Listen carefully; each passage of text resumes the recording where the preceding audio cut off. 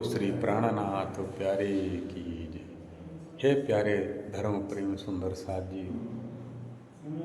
श्रीमद् भागवत महापुराण में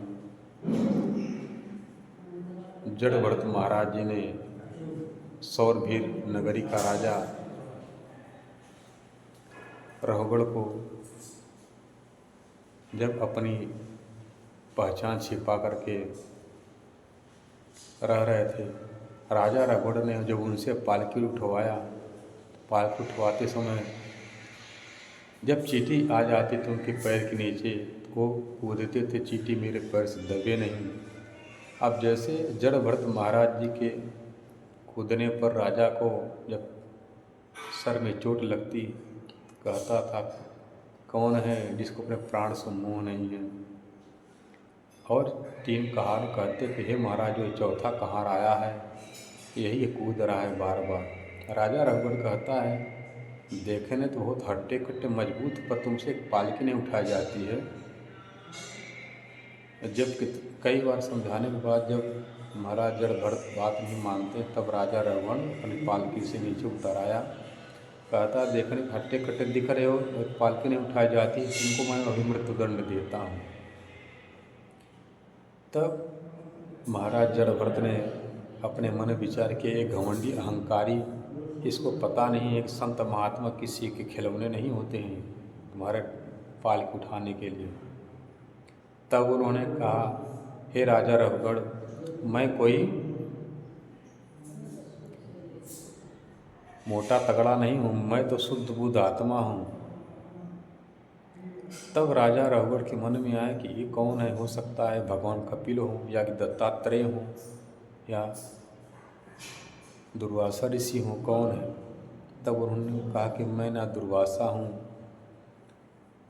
न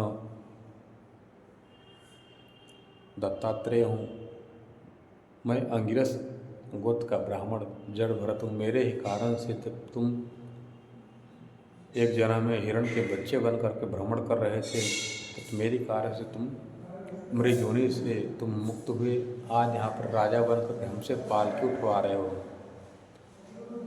तब महाराज जड़भरत ने उनको तत्व जान दिया कि राजन, एक बहुत बड़ा गहरा कुआं है, उसमें बहुत से जलचर मगरमच्छ सांप बिच्छू रहते हैं, हम सब देख रहे हैं। देखिए कुआं, भागवत का दृष्टांत यहाँ पर दिखाया गया है। जैसे कुआं है, कुआं में बीच में दिख रहे सांप बैठा हुआ है, और कुआं के बाहर शेर है, और कुआं के पास में पेड़ है।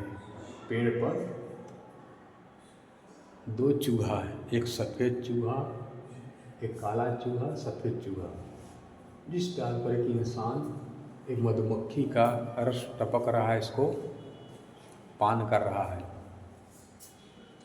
वो अपनी मृत्यु से बेखबर है कि हमारे जिस डाल पर मैं बैठा हूँ, हमारे डाल पर चूहा बैठ कर के हमको कुतर रहे हैं। एक काला चूहा कौन है, रात है, सफ़ेद चूहा दिन है। एक कुआं है 84 लाख योनि का।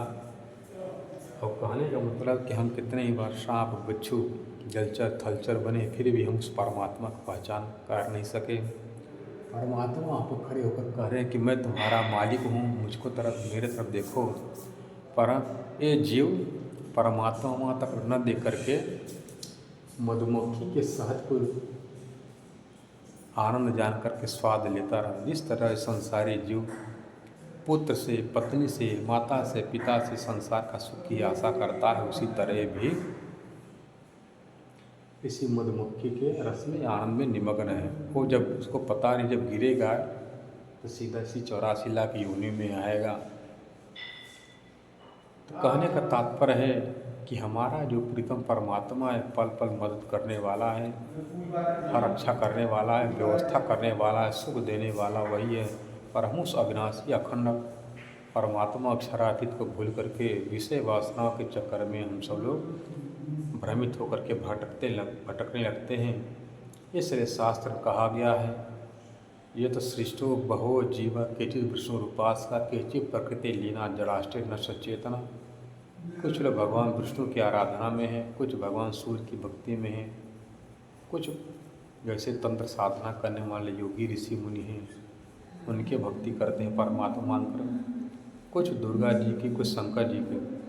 केची प्रकृति लीना जरासन से चेतना, केची रोध रौद्र शक्ति तथा परे, अन्य कर्मरता जीवा भ्रमंत च मुहुर्मुहु। इससे अन्य देवी देवता के चक्कर में ये जीव भटकता रहता है। पूर्णप जन्म पूर्णप मरणम पूर्णप शनि जठरे सनम, बार बार मरेगा जन्मेगा, इसी चक्कर में भटकता रहता। बोले कृष्ण कन्हैया लाल की।